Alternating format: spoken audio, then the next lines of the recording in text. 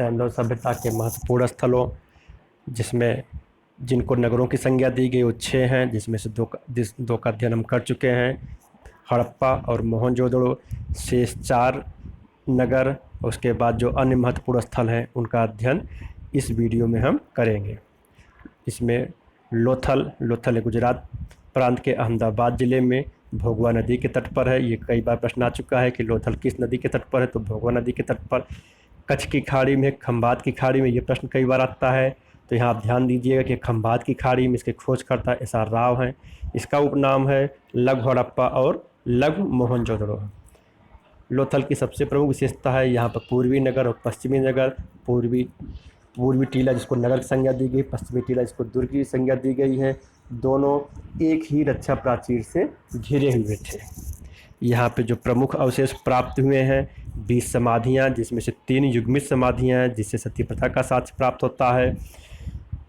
धान चावल का साक्ष्य यहाँ से मिला है, बाजरे का साक्ष्य मिला है, रंगाई कुंड मिले हैं, आटा पीसने की चक्की मिली है, मनके के कारखाने मिले हैं, फारस की मोहरें मिली हैं, जिससे पता चलता है कि यहाँ का व्यापार विदेशों से होता था। अंतर्देशीय व्यापार के लिए लोथल प्रसिद्ध था।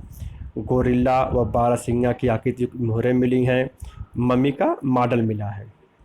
ये यहाँ की महत्वपूर्ण चीज़ें हैं। गोदीवाड़ा जिसके लिए लोथल बहुत प्रसिद्ध है, जिससे पता चलता है कि ये अंतर्देशीय व्यापार यहाँ से होता था। युग्मित समाधियों के आधार पर सती प्रथा के प्रमाण का साक्ष्य मिला है। लोथल सैंधव सभ्यता की सामुद्रिक गतिविधियों का केंद्र था। यहाँ पर पके रंगों में रंगे हुए बर्तन मिले हैं। दूसरा महत्वपूर्ण स्थल है इसका चन्हू पाकिस्तान के सिंध प्रांत में सिंधु नदी पर है। इसकी खोज 1931 में एन.जी. मजूमदार ने की। इसकी खुदाई 1935 में अर्नेस्ट मैके ने की। सबसे बड़ी विशेषता चन्हू की है कि पूर्वी टीला और पश्चिमी टीला किसी भी टीले पर यहाँ पर चारदीवारी नहीं है, रक्षा प्राचीर से कोई भी टीला घिरा हुआ नहीं है। वक्राकार ईंटें यहाँ से मिली हैं।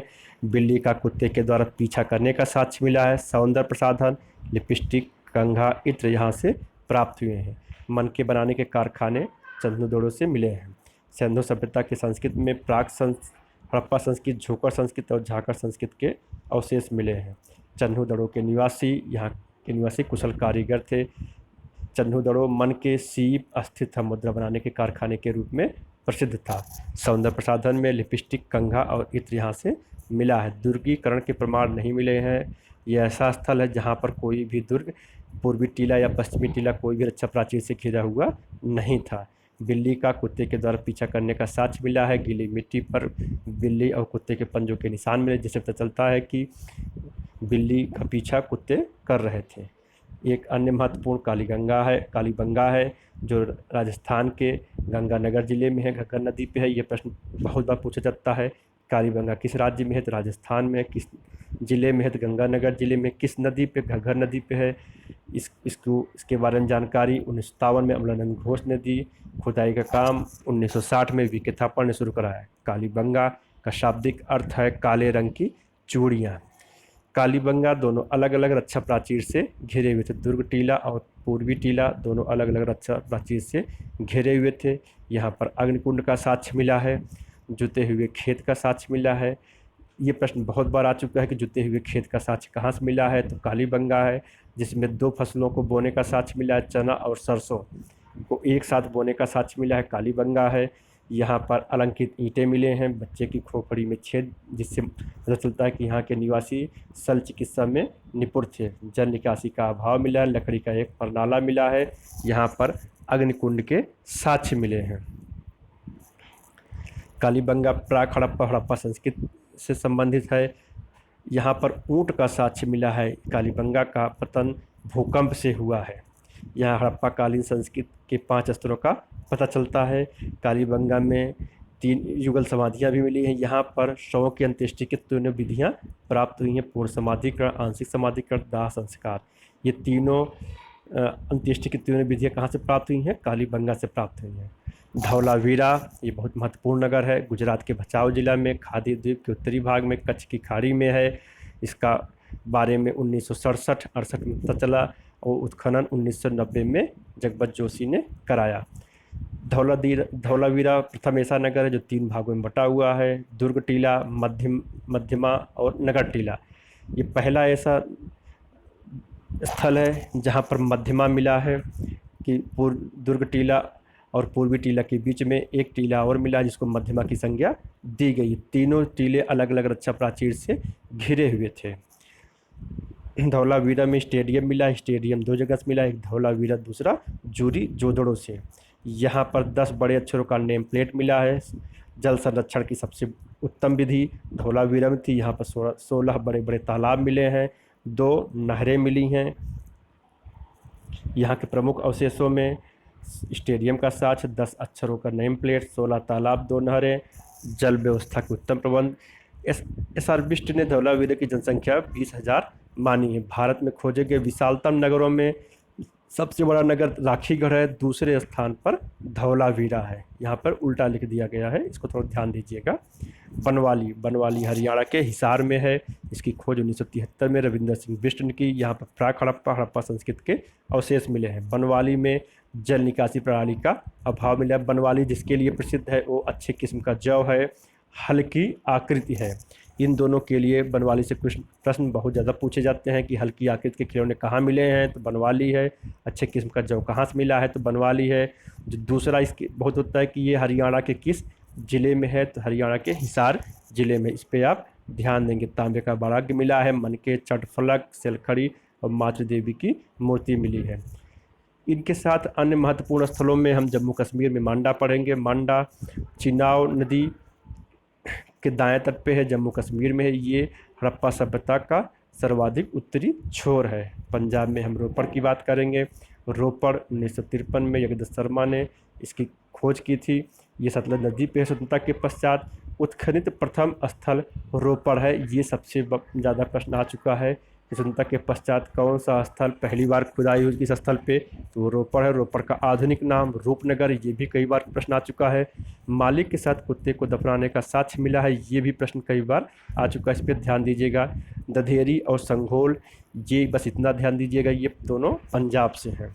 राखीगढ़ के प्रमुख स्थल हरियाणा के प्रमुख स्थल में राखीगढ़ जींद जिले में है। ये हरियाणा का भारत में हड़प्पा का सबसे बड़ा स्थल है। ध्यान दीजिएगा कि भारत में हड़प्पा का सबसे बड़ा स्थल राखीगढ़ है, दूसरे स्थान पर धौलावीरा है। कुणाल, ये हरियाणा के हिसार जिले में है। चांदी के 2 मुकुट प्राप्त हुए हैं, जिससे प्रश्न कई बार आ चुका है कि कहाँ से चांदी के मुकुट प्राप्त हुए हैं, तो कुणाल है। कुणाल ये हिसार जिले में है। उत्तर प्रदेश में 3 जिले हैं, बागपत, सहारनपुर और मेरठ। बागपत में एक स्थल है, सनौली से हड़प्पाकालीन स्थल है। यहाँ पे 125 समाधान और जानवरों की हड्डियाँ मिली हैं।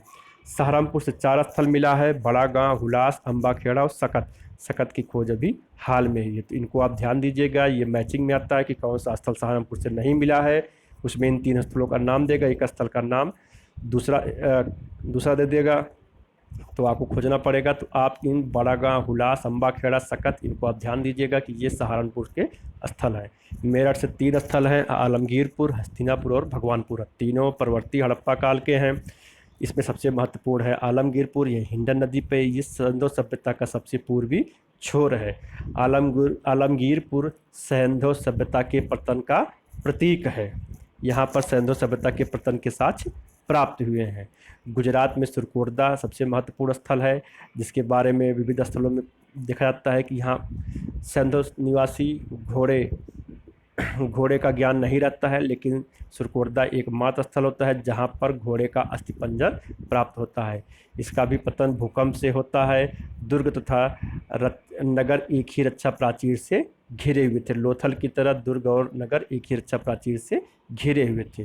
रंगपुर 1953 में माधव स्वरूप वत्स ने इसकी खुदाई की। ये सौराष्ट्र क्षेत्र काठियावाड़ अहमदाबाद में है। ये मादर नदी पर धान की भूसी का साक्ष्य है। रंगपुर हमेशा पूछा जाता है कि धान की भूसी का साक्ष्य कहाँ मिला है, तो रंगपुर। दूसरा पूछा जाता है कि मादर नदी के तट पर कौन सा स्थल है, तो रंगपुर। तीसरा, रंगपुर कहाँ पर, खंभात की खाड़ी में है कि कच्छ खाड़ी में, इसको आप ध्यान दीजिएगा। महाराष्ट्र से एकमात्र स्थल दहमाबाद का उल्लेख होता है, क्योंकि ये दहमाबाद जो है सिंधु सभ्यता का दक्षिणी स्थल है। ये गोदावरी की सहायक नदी प्रवरा पर स्थित है। पाकिस्तान के स्थलों की बात करेंगे, उसमें सर्वप्रथम पंजाब में गनेड़ीवाल सिंधु सभ्यता का सबसे बड़ा स्थल है। क्षेत्रफल की दृष्टि से 4 बड़े स्थल हैं जो क्रमशः हैं गनेड़ीवाल और मोहनजोदड़ो, दोनों पाकिस्तान से हैं। राखीगढ़ और धौलावीरा ये दोनों भारत से हैं। तो आप ध्यान दीजिएगा कि गनेड़ीवाल, मोहनजोदड़ो, राखीगढ़, धौलावीरा यही क्रम है क्षेत्रफल में। फिर सिंध प्रांत में हम देखेंगे कोटदीजी में अलंकृत खंभा मिला है, पत्थर का तीर मिला है, इसको ध्यान दीजिएगा। आमरी से बारहसिंगा का साक्ष्य मिला है। अली मुराद एकमात्र ग्रामीण स्थल है जो हड़प्पा सभ्यता का है। ये प्रश्न बहुत बार आ चुका है कि कौन सा एकमात्र स्थल ऐसा है जो ग्रामीण है, तो अली मुराद है। जुरी जोदड़ो और धौलावीरा से हमने स्टेडियम का साक्ष्य देखा है, दोनों बहुत महत्वपूर्ण हैं। अल्लादीनो अरब सागर और सिंधु नदी के संगम तट पर है। ये प्रश्न कई बार आ चुका है कि अरब सागर और सिंधु नदी के संगम तट पर कौन सा बंदरगाही नगर है, तो अल्लादीनो है। बलूचिस्तान में प्रमुख हैं नवसारो से सिंधु का साक्ष्य मिला है। बालाकोट बिदार नदी पर है, अरब सागर के तट पर है। सीप उद्योग के लिए प्रसिद्ध है। बालाकोट से सबसे ज़्यादा प्रश्न बनता है कि किस नदी पर है और किस उद्योग के लिए प्रसिद्ध है, तो बालाकोट बिदार नदी पर है और सीप उद्योग के लिए प्रसिद्ध है। सुतकाको ये सादीकौर नदी पर ये बंदरगाह नगर है। ध्यान दीजिएगा सुतकाको का जो किस नदी पर है, तो सादीकौर नदी पर है। सुतकेंडोर दास्क नदी पर इसकी खोज रोलिस्टाइन ने की। ये सिंधु सभ्यता का पश्चिमी स्थल है। इसका एक अन्य महत्वपूर्ण नगर डाबरकोट है। लोथल से हाथी दांत का पैमाना मिला है। कालीबंगा से मिट्टी की पट्टिकाओं में सींग युक्त चित्र मिले हैं। धौलावीरा शैलकृत स्थापत्य और जलकुंड के लिए प्रसिद्ध है। प्रमुख नदियां उस पे प्रमुख स्थल जो प्राप्त हुए हैं। सिंधु नदी पर, जिसके कारण ये सभ्यता को सिंधु नदी सभ्यता कहा गया है। मोहनजोदड़ो, चंदुदड़ो, आमरी, कोटदीजी, अल्लादीनो और अली मुराद मिले हैं, जिससे प्रारंभ में ये अनुमान हुआ कि ये सभ्यता सिंधु नदी के आसपास ही विकसित हुई थी, जिसके कारण इसका नाम सिंधु सभ्यता रखा गया। चिनाव नदी पर मांडा है जो उत्तरीय स्थल है सिंधु सभ्यता का। रावी नदी पर हड़प्पा है। सतलज नदी पर रोपड़ है। घग्गर, जिसको द्वसदती या स्वस्ति नदी भी कहते हैं, इनमें प्रमुख स्थल है बनवाली, राखीगढ़, कुणाल और कालीबंगा, जिसके कारण इसको सरस्वती सभ्यता भी कहा जाता है, क्योंकि जनसंख्या का संकेंद्रण सबसे ज़्यादा सरस्वती नदी पर ही था। भोगवा नदी पर लोथल है। हिंडन पर आलमगीरपुर है। ताप्ती पर मालवड़ है। प्रवरा पर दैमाबा, मादर नदी पर रंगपुर, दाश नदी पर सुतकेंडो, सादीकौर पर सुतकाको, किम नदी पर मेघम, विदार नदी पर बालाकोट। इन नदियों को बार बार और उनके स्थलों को एक जगह दे करके सुमेलित करने को कहा जाता है, या ये पूछा जाता है कि बिदार नदी या किसी नदी पर कौन सा स्थल मौजूद है। ये परीक्षा की दृष्टि से बहुत महत्वपूर्ण नदियां हैं, उनके स्थल हैं। इस तरह से जो महत्वपूर्ण स्थल और प्रमुख नगर, ये चैप्टर समाप्त होता है।